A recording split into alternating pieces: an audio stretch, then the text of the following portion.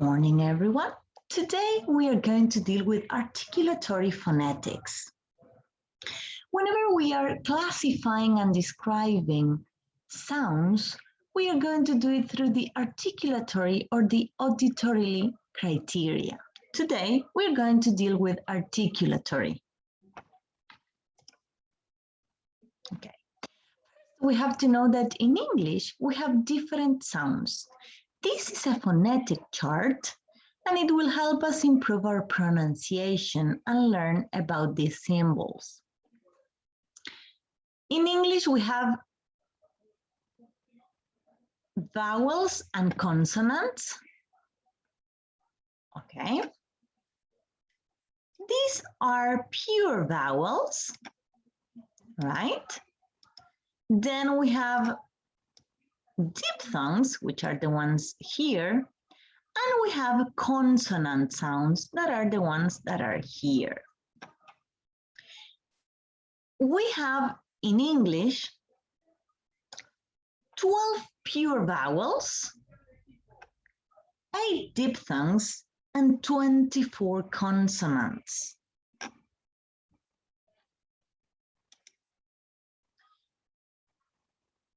To start dealing with articulatory phonetics, we also have to know certain concepts.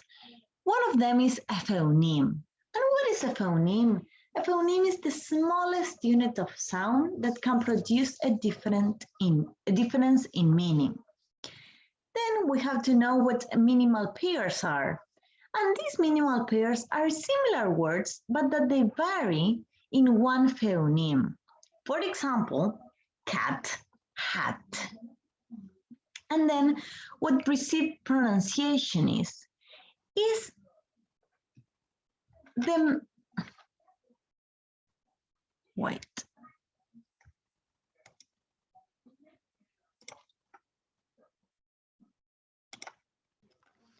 Received pronunciation is the accent of a particular type of English, and is the one that we are going to use throughout the degree, okay? It's British English, sort of speak. Okay, now let's start with consonant sounds. Whenever we are classifying consonant sounds, these are the ones we have p, b,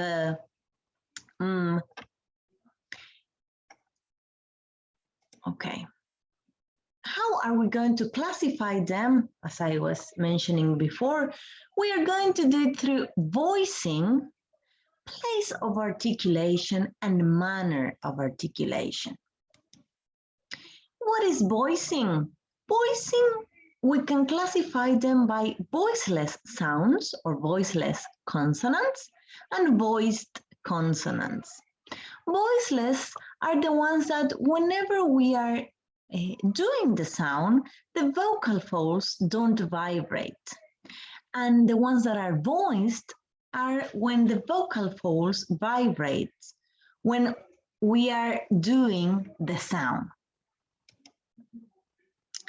By classifying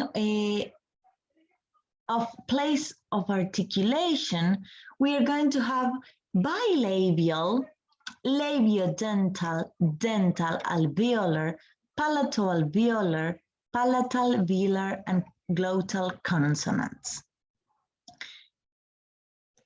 And if we are going to classify them by manner of articulation, we are going to have plosives, fricatives, affricates, nasal, lateral, roll, and semivowels.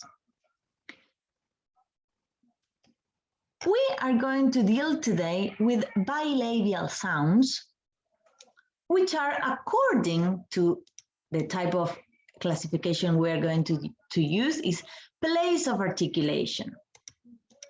So bilabial sounds are produced when the upper lip touches or come into slight contact with the lower lip.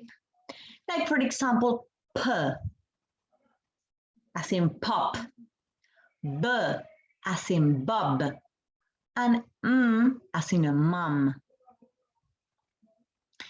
This, for example, if we touch our vocal folds, we are going to see that pop.